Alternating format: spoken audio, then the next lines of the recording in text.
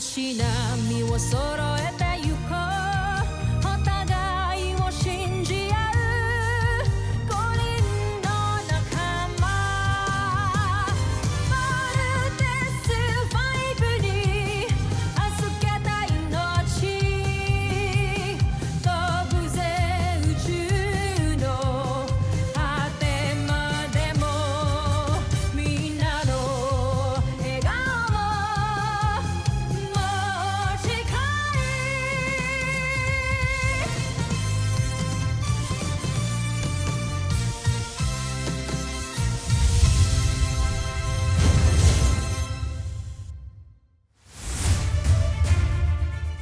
ang nakaraan sa Voltes 5 Legacy.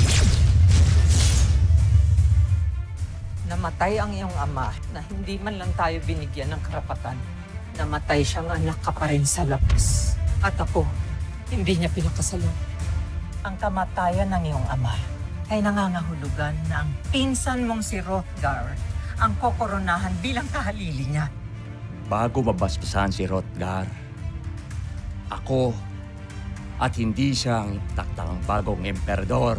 Sa kapangyarihang pinagkaloob sa akin, pinagkakaloob ko to sa ating bagong emperador na si Hrothgar. Itigil ang koronasyon! Ang ministro na hinahangaan ninyong lahat ay nagmula sa lahi ng mga alipin!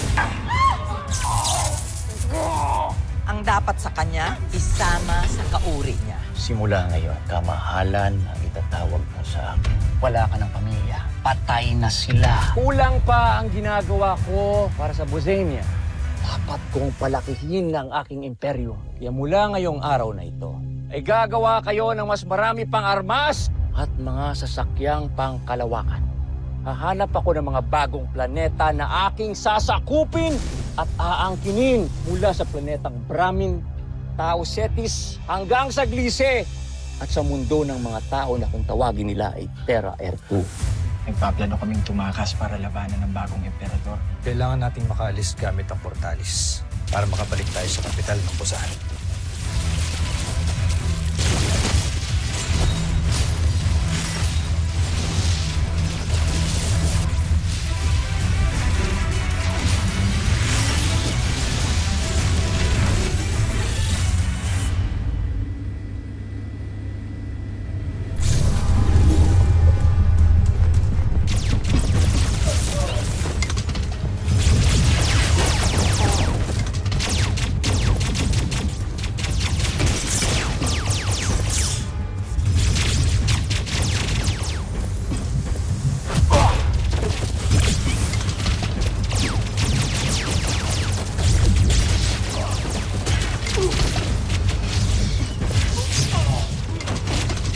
Protektahan ng pangalawang pangkat!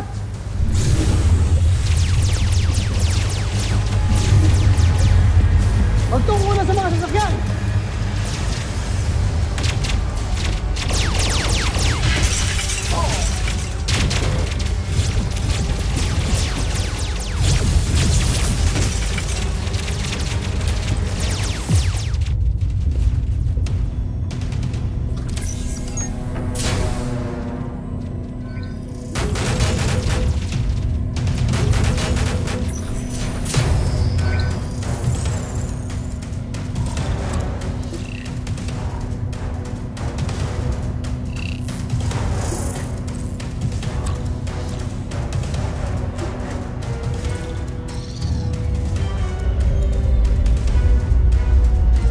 Maganda sa paglayag.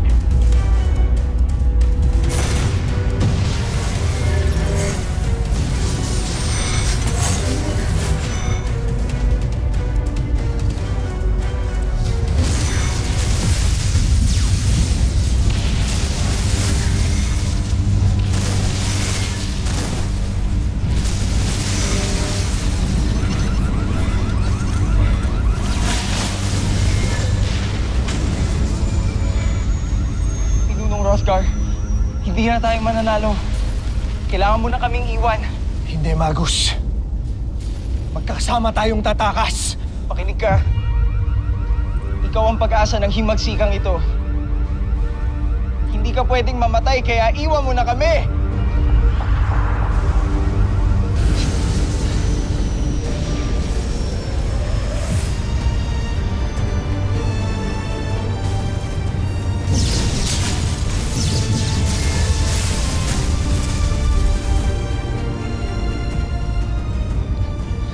pangako ko. Babalik ako para palayain ang mga alipin. Sinusumpa ko.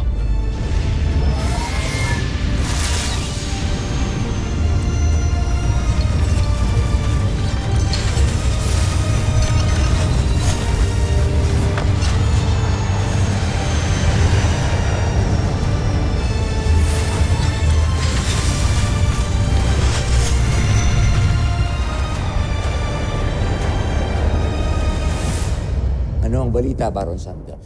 Sumuko na ang mga alipin na nag-aklas kamahalan. At si Hrothgar? Sa kasamaang palad ay siya'y nakatakas. Huwag kayong mag-alala, hindi rin siya magtatagal at mamamatay siya sa kalawakan. Maaari nga siyang mamatay sa kalawakan. Ngunit maaari rin siyang mabuhay.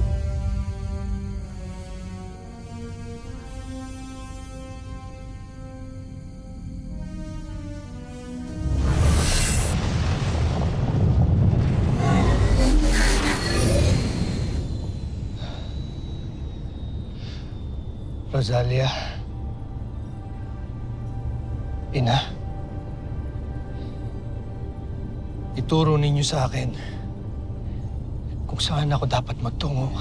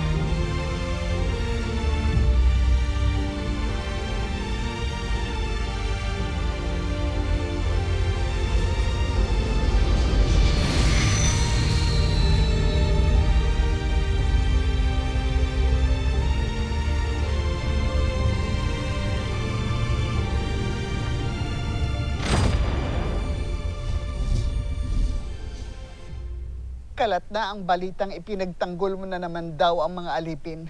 Hindi ito magugustuhan ng ibang mga maharlika. Mahal na ministro. Kaya ba gusto ninyong manahimik na lamang ako at wala na lang gawin? Laban sa kalupitang matagal lang nangyayari sa Buzan? Anak, matagal na sanay ang mga alipin sa pagtrato sa kanila. Hindi mo na sila kailangang ipaglaban. At bakit hindi?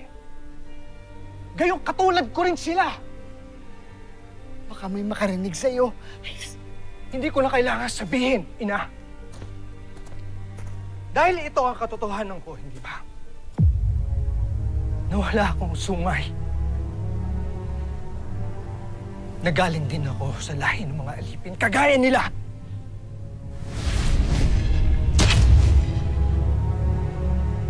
Ibalik mo yan.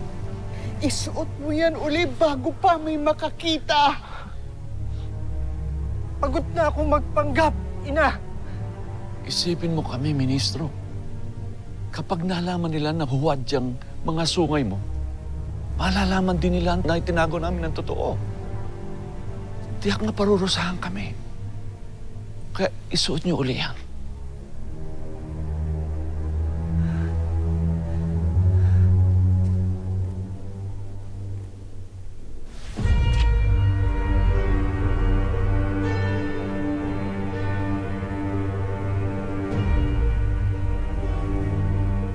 Rosalia.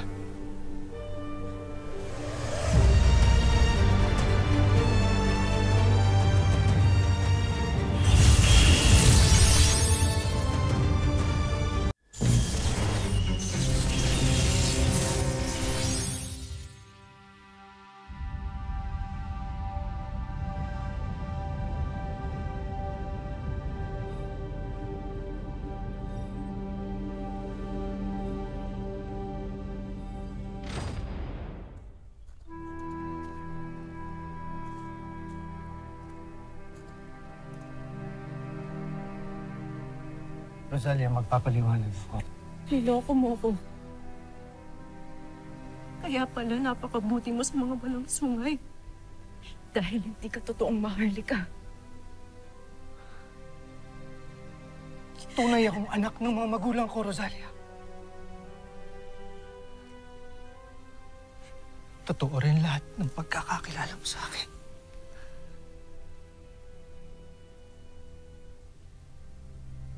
Maliban dito.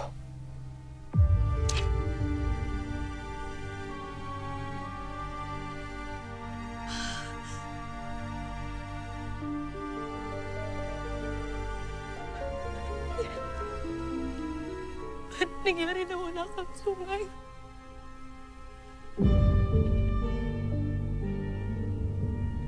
Kailan niyo pa tinago ang totoo? Mula nung isinilang ako.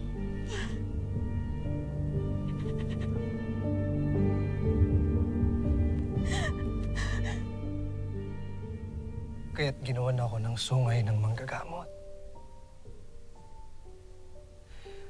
Huwad na sungay na isinuot ko hanggang sa aking pagtanda. Nang sa gayon ay hindi magiging alipin ang turing sa akin ng lahat. Hindi namin nais lokohin ang kahit sino. Ginawa namin to para pangalagaan namin ang asawa mo. Pero kung gusto mo akong iwanan, o kaya gusto mo akong isuplong, hindi kita pipigilan. Malaya kang makakaalis.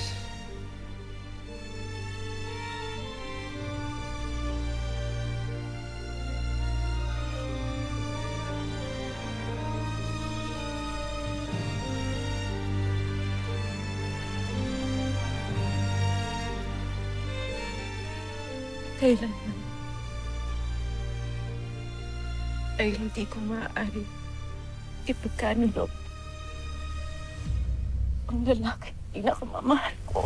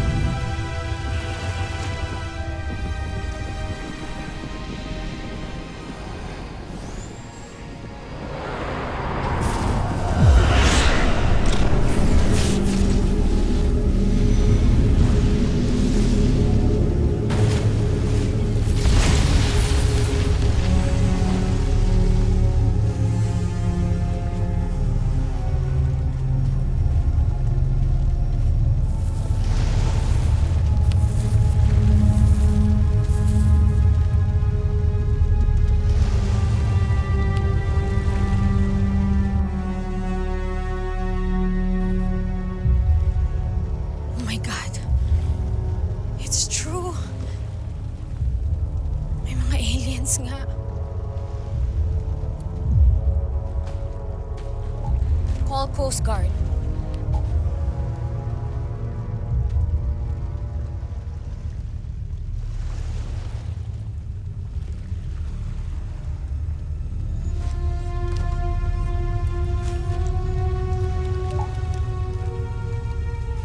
Hello, Coast Guard?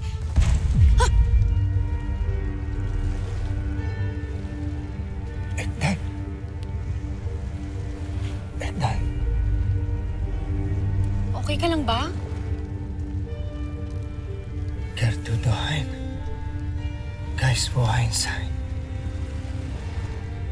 Eddan. Hindi kita naiintindihan. Anong sinasabi mo?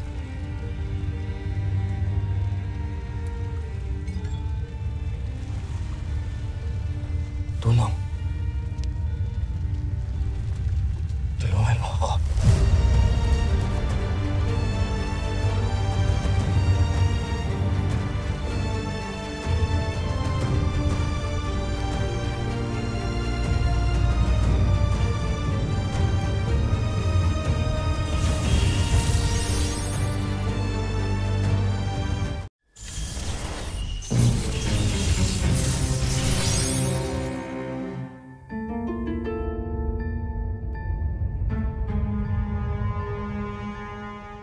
Nandyan ba sa planetang yan si Hrothgar? Wala raw siya dito, kamahalan. Pakawalan niyo ang mandirigma at patayin ang lahat ng nilalang na nakatira sa planetang yan. Patayin, kamahalan? Narinig mo ang sinabi ko. Isa itong mensahe sa sino mang tumutulong at nagbabalak kumupkop sa traidor kong pinsan. Sakupin ninyo ang planetang yan! Susunod.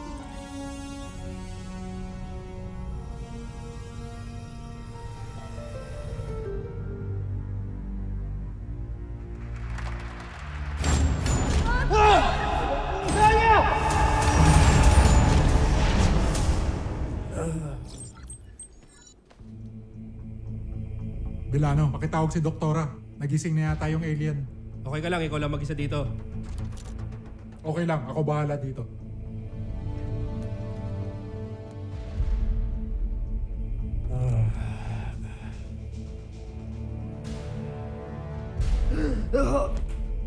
Huwag kang babangon, humiga ka lang.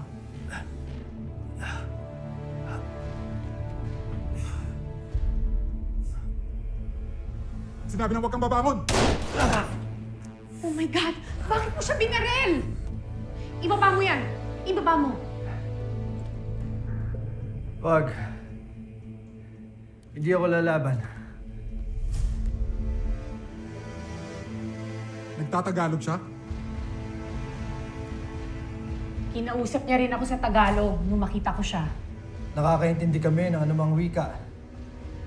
Lalo na't ang pinagalingan kong planeta ay may mataas na talino at sibilisasyon. Fascinating. Sergeant, sunduin niyo kagad si General. Sabihin niyo gising na ang bisita natin. Sige na! Ako na bahala dito. Sige, ma'am. Nasaktan ka ba?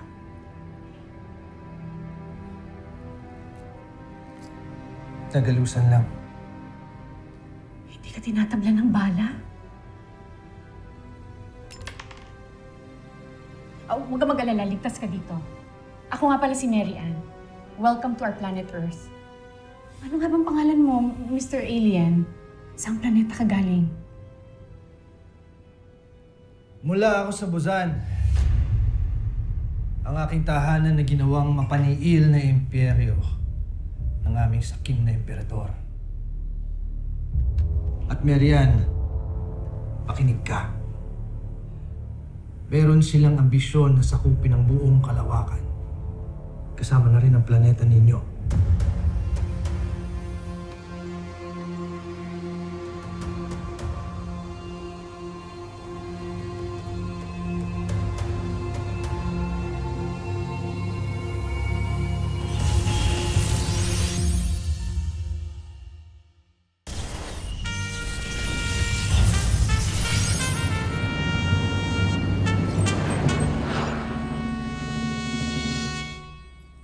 Siya si Dr. Richard Smith, isa sa mga leading experts pagdating sa alien studies and advanced robotics.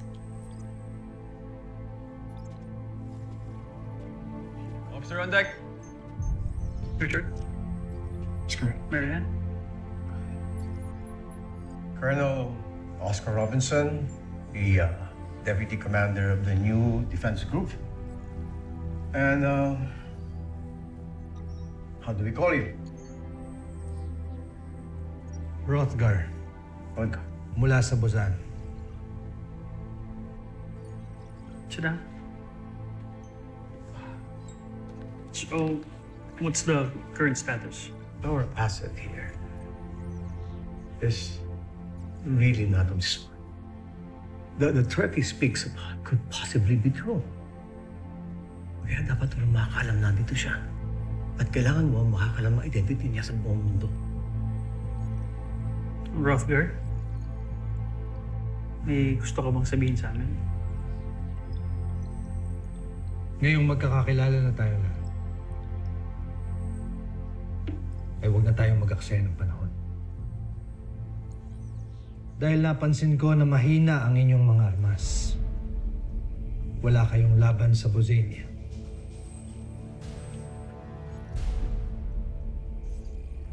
Kaya't panahon na para bumuo tayo ng isang matibay na depensa na tutulong sa inyo.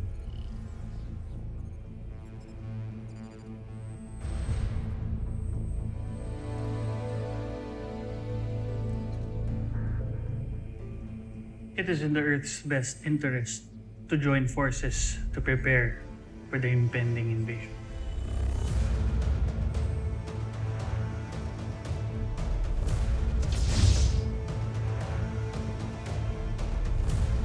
Susunod sa Voltes 5 Legacy. Makakabalik pa siya para iligtas tayo. Ano nga palang ipapangalan mo sa kanya? Zardos, baguhin natin yung pangalan mo para sa new identity mo.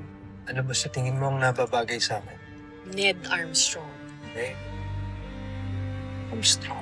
Upang magawa nating labanan ng aming armada, kailangan nating bumuo ng pantapat sa ultimate weapon ng Bozan Najmi Imperium. We will call it Voltes. Voltes 5. Mama, ano po yung ginagawa nila? Ang robot na si Voltes 5